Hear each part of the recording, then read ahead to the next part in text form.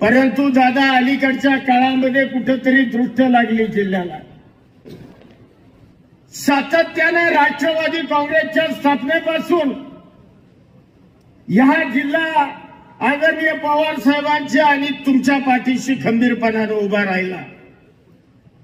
एक काळ तर असा होता, या जिल्ह्यामधले 10 पैकी 9 आमदार आणि दोन्हीच्या दोन्ही खासदार हे राष्ट्रवादी काँग्रेसचे या जिल्ह्यातील आमच्या जनतेनं निवडून दिले। सातत्यानं राष्ट्रवादी काँग्रेसचा यशवंत विचाराचा किंवा शिवशाहू फुले आंबेडकरांचा विचार या सातारा जिल्ह्यातील जनतेनं जोपासला। परंतु दादा अलीकडच्या काळामध्ये कुठेतरी दृष्ट लागली जिल्ह्याला। कुठेतरी हा जिल्हा यशवंत विचाराच्या पासून फारकत घेतो का काय?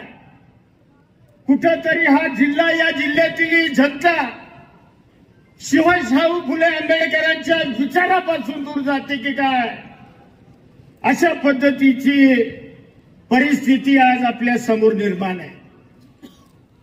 परंतु मी आपल्याला खात्रीने दादा सांगेन की जो राष्ट्रवादी काँग्रेसचा शिवशाहू फुले आंबेडकरांचा विचार, यशवंत विचार चव्हाण साहेबांचा घेऊन तुम्ही जे राज्याचं आणि राष्ट्रीय राजकारण करायला निघालाय,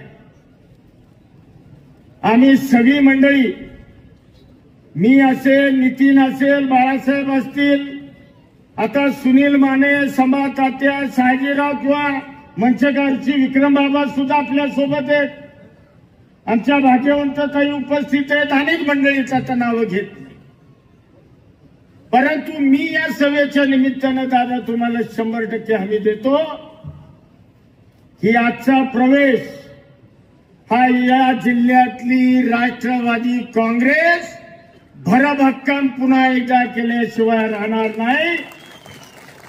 आणि मी या सभेच्या निमित्तानं आपल्याला शब्द देतो, जे या राष्ट्रवादी काँग्रेसचं पूर्वीचं गतवैभव होतं, आम्ही सगळी स्टेजवरची मंडळी, आम्ही समोरच्या मंडळीच्या साक्षीनं आपल्याला सांगतो, गेलेलं गतवैभव या राष्ट्रवादी काँग्रेसचं या जिल्ह्यामध्ये आम्ही तुम्हाला पुन्हा एकदा मिळवून दाखवल्याशिवाय राहणार नाही।